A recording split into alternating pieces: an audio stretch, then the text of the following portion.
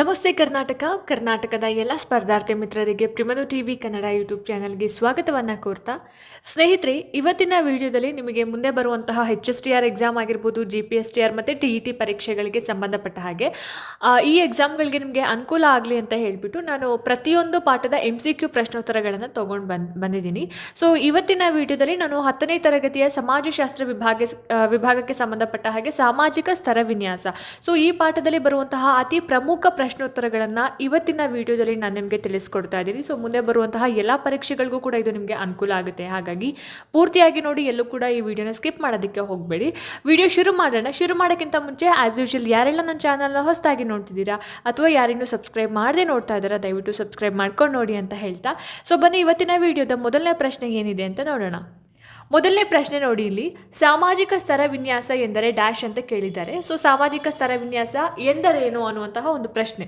So ಇಲ್ಲಿ ಏನಾಗುತ್ತೆ ಅಂದರೆ ಆಪ್ಷನ್ 1 ನೋಡಿ, ಇಲ್ಲಿ ಜನರನ್ನು ಅಂದರೆ ಸಮಾಜದಲ್ಲಿ ಇರುವಂತಹ ಜನರನ್ನು ಅವರ ಒಂದು ಜಾತಿ ಆಗಿರ್ಬೋದು, ಅವ್ರು ಮಾಡುವಂತಹ ಕೆಲಸ ಆಗಿರ್ಬೋದು, ಹಾಗೆಯೇ ಲಿಂಗ, ವರ್ಗ ಮತ್ತು ಜನಾಂಗ ಇವುಗಳ ಆಧಾರದ ಮೇಲೆ ವರ್ಗೀಕರಣ ಮಾಡೋದನ್ನು ಅಥವಾ ಶ್ರೇಣೀಕರಣ ಮಾಡೋದನ್ನು ನಾವಿಲ್ಲಿ ಸಾಮಾಜಿಕ ಸ್ತರ ವಿನ್ಯಾಸ ಅಂತ ಹೇಳಿ ಕರಿತೀವಿ. ಹಾಗಾಗಿ ಆಪ್ಷನ್ ಎ ಇಲ್ಲಿ ಸರಿಯಾದ ಉತ್ತರ ಆಗಿರುತ್ತೆ.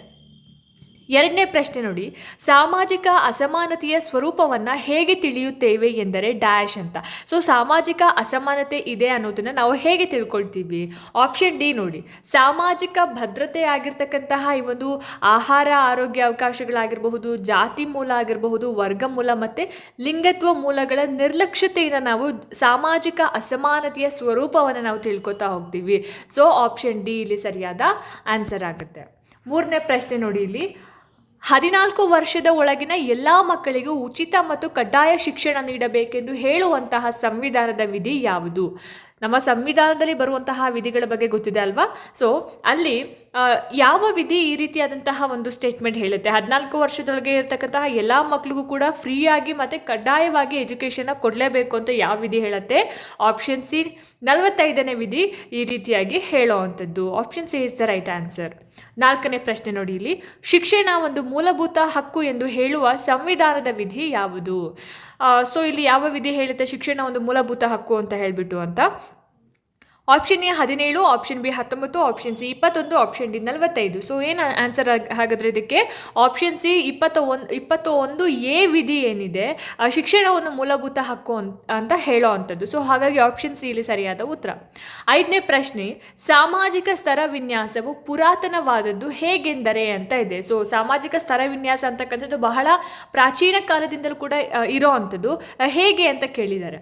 ಆಪ್ಷನ್ ಬಿ ನೋಡಿ, ಇಲ್ಲಿ ಮಾನವ ಸಾಮುದಾಯಿಕ ಜೀವನ ಕ್ರಮ ಆರಂಭಿಸಿದಾಗಿನಿಂದಲೂ ಕೂಡ ಈ ಒಂದು ಸಾಮಾಜಿಕ ಸ್ತರ ವಿನ್ಯಾಸ ರೂಢಿಯಲ್ಲಿದೆ. ಹಾಗಾಗಿ ಇದು ಬಹಳ ಪುರಾತನವಾದದ್ದು, ಪ್ರಾಚೀನವಾದದ್ದು ಅಂತ ಆಪ್ಷನ್ ಬಿ ಇಲ್ಲಿ ಸರಿಯಾದ ಉತ್ತರ. ಅಂದರೆ ಮಾನವ ಯಾವಾಗ ಸಮಾಜದಲ್ಲಿ ಜೀವನವನ್ನು ಸಾಮಾಜಿಕವಾಗಿ ಕಳೆಯೋದಕ್ಕೆ ಶುರು ಮಾಡಿದ್ನೋ ಆವಾಗಿಂದ ಈ ಒಂದು ಸಾಮಾಜಿಕ ಸ್ತರ ವಿನ್ಯಾಸ ಅಂತಕ್ಕಂಥದ್ದು ಶುರುವಾಗಿರೋದು ಅಂತ ಹೇಳಿಬಿಟ್ಟು. ನೆಕ್ಸ್ಟ್ 6ನೇ ಪ್ರಶ್ನೆ ನೋಡಿ, ಇಲ್ಲಿ ಅಸ್ಪೃಶ್ಯತೆ ಜಾತಿಯ ಅತ್ಯಂತ ತಿರಸ್ಕಾರವಾದ ಅಭಿವ್ಯಕ್ತಿ, ಇದು ಹಿಂದೂ ಸಮಾಜದ ಶರೀರವನ್ನು ಕುಷ್ಠರೋಗದ ಹುಣ್ಣಿನಂತೆ ಪೀಡಿಸುತ್ತದೆ ಅಂತ ಹೇಳಿದವರು ಯಾರು ಅಂತ ಕೇಳಿದ್ದಾರೆ.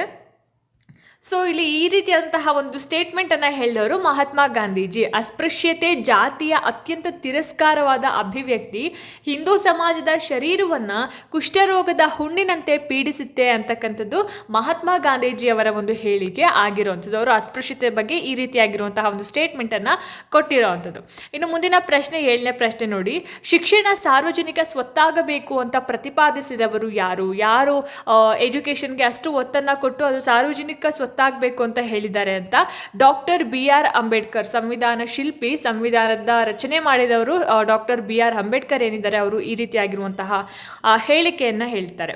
ನೆಕ್ಸ್ಟ್ 8ನೇ ಪ್ರಶ್ನೆ, ಅಸ್ಪೃಶ್ಯತಾ ಅಪರಾಧಗಳ ಕಾಯ್ದೆ ಜಾರಿಗೆ ಬಂದಿದ್ದು ಡ್ಯಾಶ್ ರಲ್ಲಿ ಯಾವಾಗ? ಈ ಒಂದು ಅಸ್ಪೃಶ್ಯತೆ ವಿರುದ್ಧ ಅಸ್ಪೃಶ್ಯತೆ ಅಪರಾಧ ಅನ್ನುವಂತಹ ಒಂದು ಕಾಯ್ದೆ ಬಂದಿದ್ದು ಯಾವಾಗ ಅಂತ ಹೇಳಿದ್ರೆ 1955, 1955ರಲ್ಲಿ ಅಸ್ಪೃಶ್ಯತಾ ಅಪರಾಧಗಳ ಕಾಯ್ದೆ ಜಾರಿಗೆ ಬಂದಿರೋದು.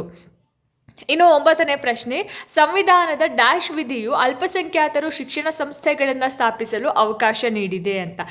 ಸಂವಿಧಾನದ ಯಾವ ವಿಧಿ ಅಲ್ಪಸಂಖ್ಯಾತರು ಕೂಡ ಶಿಕ್ಷಣ ಸಂಸ್ಥೆಗಳನ್ನು ಸ್ಥಾಪನೆ ಮಾಡ್ಬೋದು ಅಂತ ಹೇಳಿ ಅವಕಾಶವನ್ನು ಮಾಡಿಕೊಟ್ಟಿದೆ? ಆಪ್ಷನ್ ಡಿ 30ನೇ ವಿಧಿ ಅನ್ನೋದು ಸರಿಯಾದ ಆನ್ಸರ್ ಆಗುತ್ತೆ. ಇನ್ನು 10ನೇ ಪ್ರಶ್ನೆ ನೋಡಿ, ಅಸ್ಪೃಶ್ಯತಾ ಆಚರಣೆ ಒಂದು ಶಿಕ್ಷಾರ್ಹ ಅಪರಾಧ ಎಂದು ಹೇಳಿದ ಸಂವಿಧಾನದ ವಿಧಿ ಯಾವುದು ಅಂತ ಕೇಳಿದ್ದಾರೆ. ಯಾವ ವಿಧಿಯ ಪ್ರಕಾರ ಅಸ್ಪೃಶ್ಯತೆ ಆಚರಣೆ ಬಹಳಾನೇ ಒಂದು ಶಿಕ್ಷಾರ್ಹ ಅಪರಾಧ ಅಂತ ಹೇಳಿದೆ ಅಂತ. ಸೊ 17ನೇ ವಿಧಿ ಇದು ಸರಿಯಾಗಿರುವಂತಹ ಉತ್ತರ ಆಗಿರುತ್ತೆ. 11ನೇ ಪ್ರಶ್ನೆ, ವ್ಯಕ್ತಿಗಳು ಸಮಾಜದಲ್ಲಿ ವಿವಿಧ ಲಕ್ಷಣಗಳ ಆಧಾರದಲ್ಲಿ ಶ್ರೇಣೀಕರಣಗೊಂಡಿರುತ್ತಾರೆ ಎಂಬುದನ್ನು ಸೂಚಿಸುವುದು ಡ್ಯಾಶ್ ಅಂತ ಕೇಳಿದ್ದಾರೆ.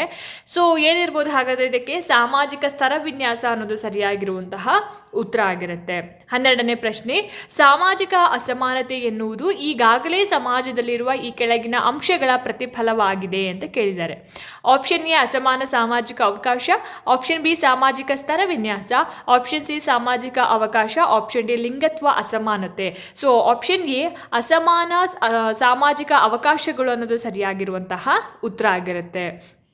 ಮುಂದಿನ ಪ್ರಶ್ನೆ 13ನೇ ಪ್ರಶ್ನೆ, ಶಿಕ್ಷಣಕ್ಕಿರುವ ಸಾಮಾಜಿಕ ನ್ಯಾಯದ ಉದ್ದೇಶಗಳನ್ನು ನಮ್ಮ ಸಂವಿಧಾನದ ಈ ಭಾಗಗಳಲ್ಲಿ ಕಾಣಬಹುದು ಅಂತ ಇದೆ. ಸೊ ಏನಿರ್ಬೋದು ಆನ್ಸರ್ ಹಾಗಾದರೆ ಇದಕ್ಕೆ? ಆಪ್ಷನ್ ಡಿ ಪ್ರಸ್ತಾವನೆ ಮತ್ತು ರಾಜ್ಯ ನಿರ್ದೇಶಕ ತತ್ವಗಳು ಅನ್ನೋದು ಸರಿಯಾದ ಉತ್ತರ. ಶಿಕ್ಷಣಕ್ಕೆ ಇರುವಂತಹ ಸಾಮಾಜಿಕ ನ್ಯಾಯದ ಉದ್ದೇಶಗಳನ್ನು ನಾವು ಪ್ರಸ್ತಾವನೆ ಹಾಗೆ ರಾಜ್ಯ ನೀತಿ ನಿರ್ದೇಶಕ ತತ್ವಗಳಲ್ಲಿ ನಾವು ಕಾಣ್ಬೋದು ಅಂತ ಹೇಳಿ. ಓಕೆನಾ? ನೆಕ್ಸ್ಟ್ 14ನೇ ಪ್ರಶ್ನೆ ನೋಡಿ, ಇಲ್ಲಿ 1993ರಲ್ಲಿ Supreme Court Unnikrishnan versus Andhra Pradesh ಸರ್ಕಾರದ ಮೊಕದ್ದಮೆಗೆ ಸಂಬಂಧಿಸಿದಂತೆ ನೀಡಿದ ತೀರ್ಪು ಈ ಕೆಳಗಿನ ಅಂಶಕ್ಕೆ ಸಂಬಂಧಿಸಿದೆ ಅಂತ ಕೇಳಿದ್ದಾರೆ. ಸೊ 1993ರಲ್ಲಿ ಸುಪ್ರೀಂ ಕೋರ್ಟ್ ಒಂದು ತೀರ್ಪನ್ನು ನೀಡುತ್ತೆ. ಯಾವುದಕ್ಕೆ ಸಂಬಂಧಪಟ್ಟ ಹಾಗೆ? ಉನ್ನಿಕೃಷ್ಣನ್ ವರ್ಸಸ್ ಆಂಧ್ರ ಪ್ರದೇಶದ ಸರ್ಕಾರದ ಮೊಕದ್ದಮೆಗೆ ಸಂಬಂಧಪಟ್ಟ ಹಾಗೆ. ಸೊ ಇದು ಯಾವುದಕ್ಕೆ ರಿಲೇಟೆಡ್ ಆಗಿದೆ ಅಂತ ಹೇಳಿಬಿಟ್ಟು ಆಪ್ಷನ್ ಬಿ ಶಿಕ್ಷಣ ಮೂಲಭೂತ ಹಕ್ಕು ಅನ್ನೋದು ಸರಿಯಾದ ಉತ್ತರ ಆಗುತ್ತೆ. 15ನೇ ಪ್ರಶ್ನೆ ನೋಡಿ, ಇಲ್ಲಿ ಸ್ತರ ವಿನ್ಯಾಸವನ್ನು ವ್ಯಕ್ತಿಗಳ ದೈಹಿಕ ಗುಣಗಳನ್ನಾಧರಿಸದೆ ಸಾಮಾಜಿಕ ಡ್ಯಾಶ್ ಮತ್ತು ಡ್ಯಾಶ್ ಆಧಾರದಿಂದ ನಿರ್ಧರಿಸಲಾಗುತ್ತದೆ ಅಂತ ಕೇಳಿದ್ದಾರೆ.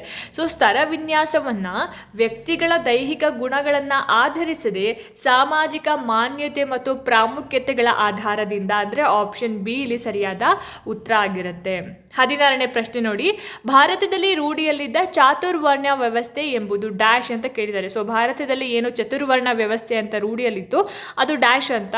ಸೊ ಆಪ್ಷನ್ ಬಿ ಸಾಮಾಜಿಕ ವಿಭಜನಾ ವ್ಯವಸ್ಥೆ ಅನ್ನೋದು ಸರಿಯಾಗಿರುವಂತಹ ಉತ್ತರ ಆಗಿರುತ್ತೆ. ಚಾತುರ್ವರ್ಣ ವ್ಯವಸ್ಥೆ ಸಾಮಾಜಿಕ ವಿಭಜನಾ ವ್ಯವಸ್ಥೆಗೆ ಸಂಬಂಧಪಟ್ಟಿರುವಂಥದ್ದು. ನೆಕ್ಸ್ಟು 17ನೇ ಪ್ರಶ್ನೆ ನೋಡಿ, ಚಾತುರ್ವರ್ಣ ವ್ಯವಸ್ಥೆಯು ರೂಪಿತಗೊಂಡದ್ದು ಡ್ಯಾಶ್ ಅಂತ ಕೇಳಿದ್ದಾರೆ. ಯಾವಾಗ ಈ ಒಂದು ಚತುರ್ವರ್ಣ ವ್ಯವಸ್ಥೆ ರೂಪಿತಗೊಂಡಿತ್ತು ಅಂತ ಹೇಳಿಬಿಟ್ಟು ಆಪ್ಷನ್ ಎ ಕರ್ಮ ಸಿದ್ಧಾಂತದ ತತ್ವದಡಿಯಲ್ಲಿ ಅನ್ನೋದು ಸರಿಯಾದ ಉತ್ತರ. ಈ ಒಂದು ಕರ್ಮ ಸಿದ್ಧಾಂತದ ತತ್ವದಡಿಯಲ್ಲಿ ಚತುರ್ವರ್ಣ ವ್ಯವಸ್ಥೆ ರೂಪಿತಗೊಂಡಿರೋ ಅಂಥದ್ದು.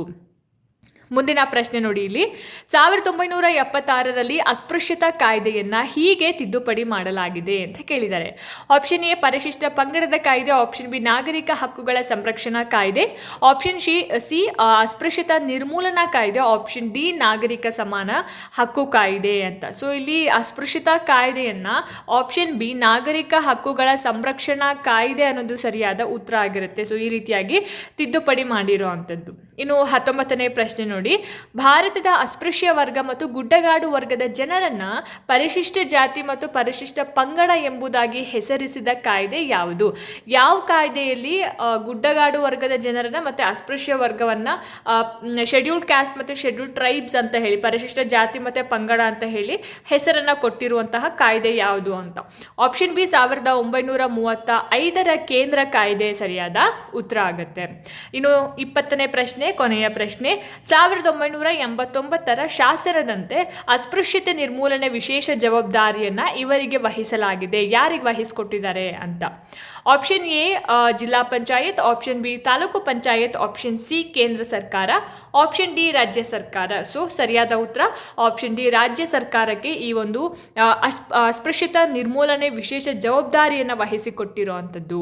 ಸೊ ಇದಿಷ್ಟು ಏನು ಸಾಮಾಜಿಕ ಸ್ತರವಿನ್ಯಾಸ ಪಾಠದಲ್ಲಿ ಬರುವಂತಹ ಒಂದಷ್ಟು ಪ್ರಮುಖ MCQ ಪ್ರಶ್ನೋತ್ತರಗಳು ನಿಮ್ಮ ಒಂದು TET GPSTR ಹಾಗೆ HSTR ಪರೀಕ್ಷೆಯ ದೃಷ್ಟಿಯಿಂದ. ಐ ಹೋಪ್ ಈ ವಿಡಿಯೋ ನಿಮಗೆ ಇಷ್ಟ ಆಗಿದೆ ಅಂತ. ಇಷ್ಟ ಆಯಿತು ಅಂತಂದರೆ ದಯವಿಟ್ಟು ಲೈಕ್ ಮಾಡಿ, ಶೇರ್ ಮಾಡಿ, ಹಾಗೆ ನಿಮ್ಮ ಅನಿಸಿಕೆ ಅಭಿಪ್ರಾಯಗಳು ಏನೇ ಇದ್ರೂ ಕೂಡ ನನಗೆ ಕಾಮೆಂಟ್ ಸೆಕ್ಷನಲ್ಲಿ ತಿಳಿಸಿ ಅಂತ ಹೇಳ್ತಾ, ಇದೇ ರೀತಿ ಹೆಚ್ಚಿನ ವೀಡಿಯೋಸ್ಗಳಿಗೋಸ್ಕರ ನಿರಂತರವಾಗಿ ನನ್ನ ಚಾನಲನ್ನು ನೋಡ್ತಾ ಇರಿ. ಮುಂದಿನ ವೀಡಿಯೋಸ್ಗಳಲ್ಲಿ ನಾನು ನಿಮಗೆ ಸಿಗ್ತೀನಿ. ಅಲ್ಲಿ ತನಕ ಎಲ್ರಿಗೂ ನಮಸ್ಕಾರ.